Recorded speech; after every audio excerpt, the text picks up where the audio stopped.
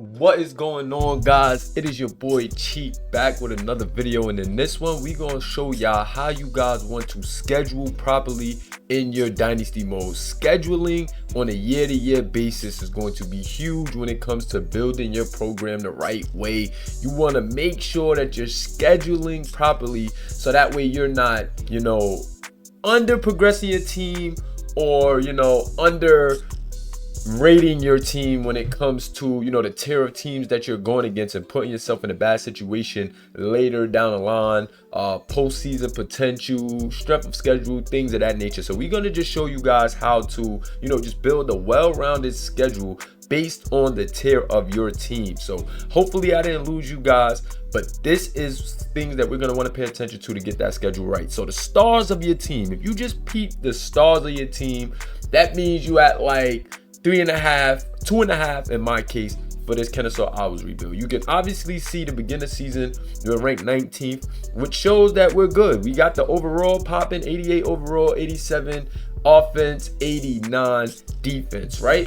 So before I even show you guys what I did to the schedule, what I want to do is hop into my conference standings really quick, because part of scheduling is knowing your conference, knowing the state of your team, and knowing whether you're trying to challenge your team to see what you got, or you're trying to apply pressure and obliterate that conference. You may be different places in your coaching period or in your team development stage in your dynasty. Each dynasty has different stages. Each program have different stages that they're at. You can be in a contending stage, you can be in a rebuilding stage, you can be in a selling stage, you can be in all of these different stages, which each come with different ways that you should schedule, should recruit, and we're just gonna focus on scheduling. But like I said, guys, that conference standings is super duper important. So we're 2.5 stars in. We have a pretty high overall, and we're in Conference USA. So Conference USA also has nothing but teams within the same caliber tier as us. You know what I'm saying? The overalls, as overalls go, we're the highest overall team right now. We're the highest overall team, which means overall we are the most talented team. That doesn't mean we have the most talented individual player, but the roundup of our players' talent is higher than the other teams in our conference. So this should be a conference that we should handle very well. So with knowing how we want to schedule and knowing that information, it's very valuable into going into that schedule. So going into that schedule, I know already I don't have too much of a challenge in my conference, which means the media, coaches, everybody is kind of looking at us in this conference like, okay, Kennesaw is the guys on paper, for this dynasty file. So because we're the guys on paper and we have the top talented team, our stars are still aligned as well. Mind you, our stars are still aligned, which is very important. We're only 2.5 stars deep, which means all of us have about the same recruiting hours, and we each share that pitch when it comes to the tier of the school, the caliber of the school. We're all within that 2-star range. 2 stars, 2.5 at most. You know what I mean? So remember to keep that in mind for your schedule. And I know I'm saying a lot of the same things over and over, but I just need to stress the importance of remembering some of these things. So now we got that we're 2.5 stars. We're going to be able to recruit and have the same amount of hours as these schools, which is very important, because if I was to move conferences, right? If I go to somewhere where it's 5 stars, 6-star tier programs, if I was to go somewhere where it's 5-star programs, 4-star tier programs, they're going to get a lot more recruiting hours. They're going to have, better pitches based on what the tier of the school provides in the game. So I don't want to be disadvantaged that much. Yes, I can recruit really good personally, but I still don't want to be disadvantaged with that much influence and hours based on the tier of my school. So I'm not going to move conferences, and we're going to go into that schedule with this information. So we're going to still be able to see our overall and stuff and keep that in mind. So that's not too much of a problem. We scaled our conference, which we have to play a certain amount of conference games based on the conference that you in, you may play everybody, and that may just be how your conference is done. But now we're going to go into the custom schedules. And I know, guys, right? I know usually people will say, why did you start off with a, ranked team to play? You have 2 ranked teams back to back to begin your season, right? And I'm gonna give you guys exactly why you see this set up like this. And then I have Georgia State, Tulane, another ranked school, before going into my conference schedule, right? Conference schedule is at the end. And them conference games is no joke. So even if you're more talented than your conference, you want to make sure that your team is prepared. You want to make sure that matchup wise, you're also, competing talent wise against your conference, because them conference games are a challenge, much like the division games in Madden. If you know how those division games are, it's always a lot more challenging. But the reason why I went with ranked teams on the first 2 weeks is because with a team like me, like Kennesaw State that we have in this rebuild, right, where we're at in our rebuild, we're super talented, which means we have more talent than most of the teams in our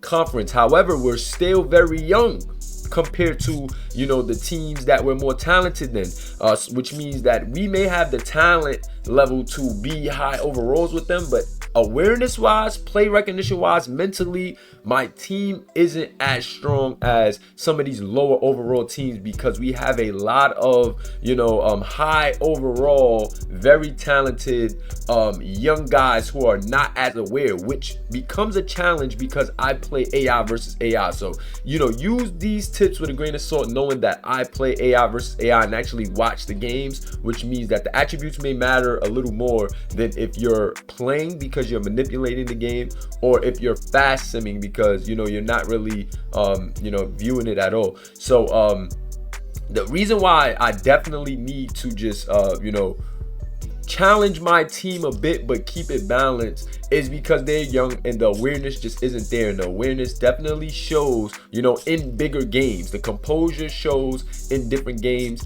the abilities and just the little things about a player's game that you get out of a player who's played longer, just shows when I'm watching these games. However, I still want my team to be progressing and facing talent that's close to them. So that's why I throughout the year, I'll see the schedule early on, and I like to make my early games challenging, right, but also a little lighter. So where guys will go cupcake in the beginning, I'm not gonna go cupcake.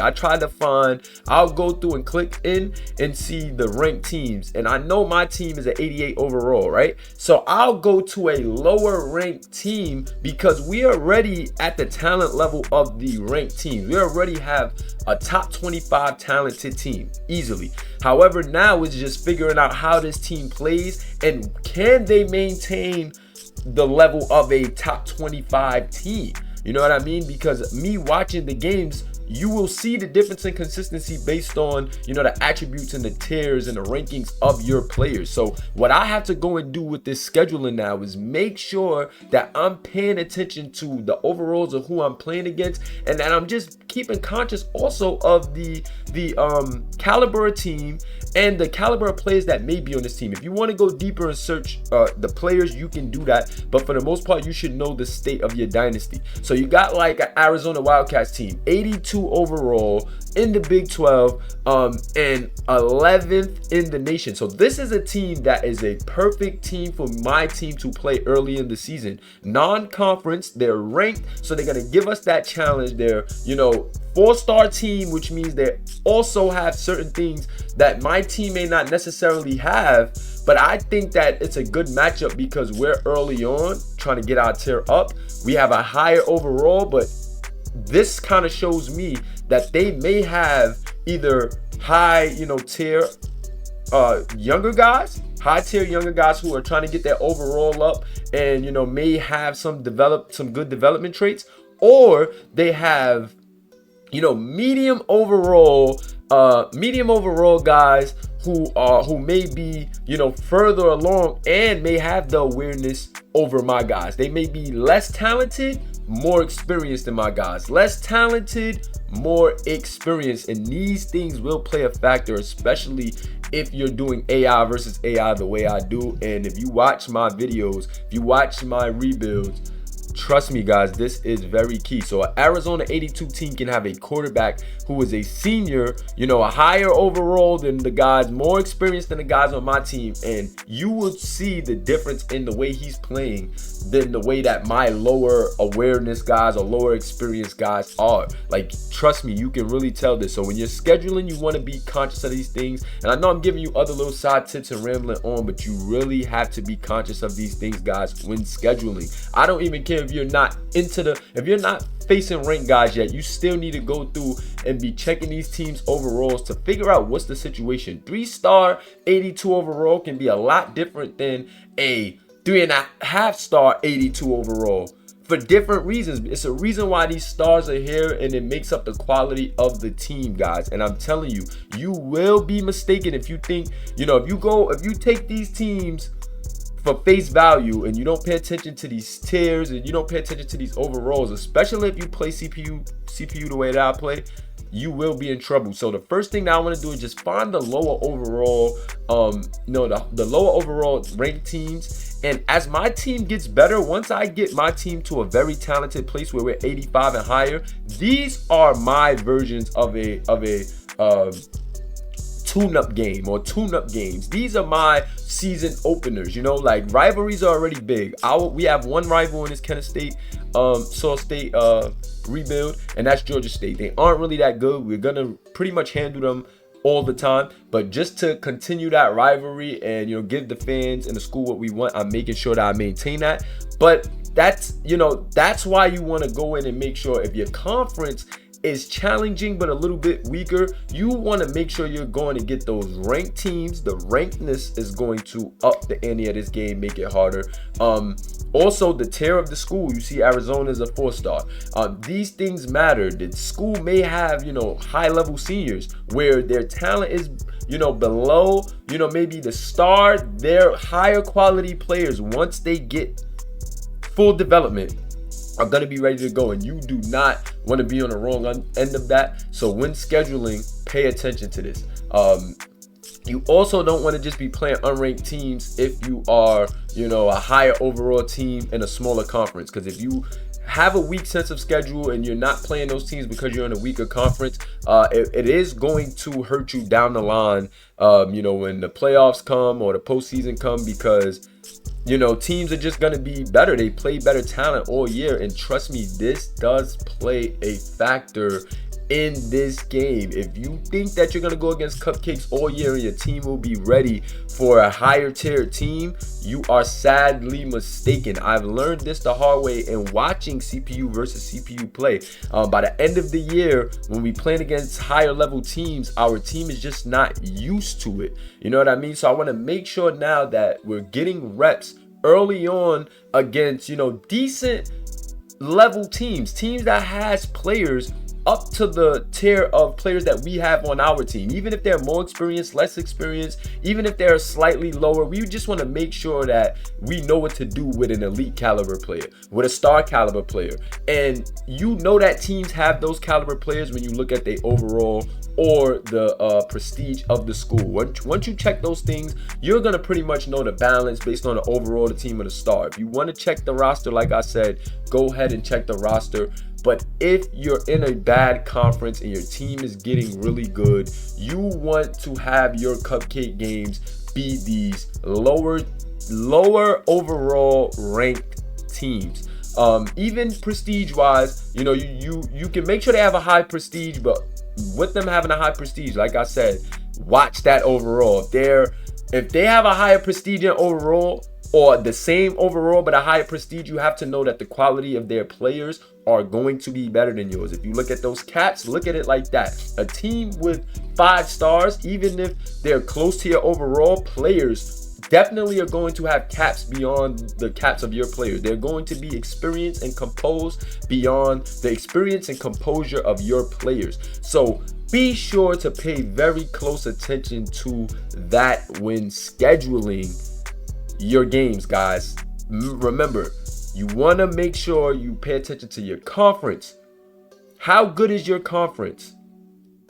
You want to pay attention to the prestige of the school. How prestigious of the school, because that's the tier of the players that they're going to get. And over time, if those players are not good yet, they will be. And you want to just be conscious of this when you're scheduling. You don't want a crazy schedule where your team isn't, getting a proper balance, where it's too OP and now you're a 50-50 team, you're a 500 team that's super talented because you're just playing against everybody and you're in a bad conference. That's bad scheduling. You want to make sure you balance your conference, the prestige of the schools that you're playing, as well as the overalls of the schools. If you can find a good marriage between those three things, guys, you're going to have a lot of success in your rebuilds, and that's how you schedule properly. So we identified our conference USA. We know that conference isn't that good compared to our team at this point. So the next steps that we're going to do is now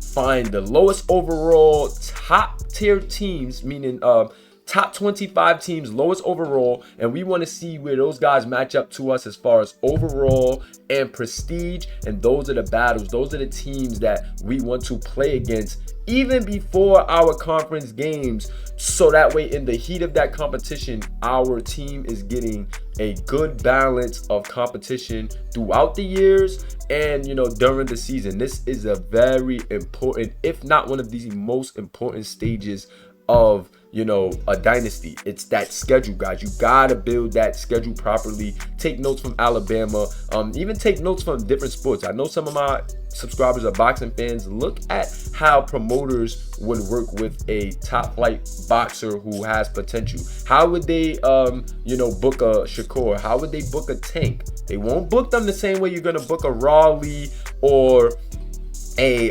Ryan, or guys that are in just a different caliber. You know what I mean? And the Ryan, that may have been a bad example, but you just want to make sure you're taking that approach. You want to take like a Floyd Mayweather like approach, a Tank like approach, a balanced approach in which you're going against heavy competition, but you're also pacing yourself and making sure your team can do what's needed and progress as they should. You want to make sure your players are being challenged, but they're not in over their head, and that's where conferences also come in as well, but I'll save some of that for another video. But conference prestige is a huge thing. Picking the right conference or making sure you're in the right conference goes a long way towards also building your dynasty. But we're definitely going to keep that for a later video, man. I hope these tips definitely paid off, man. I hope these tips are helping you.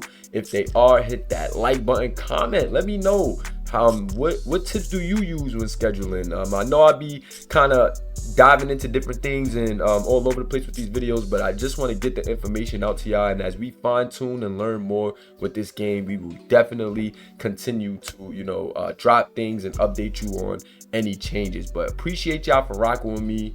It's your boy Commish Moolah, and I am out. Peace.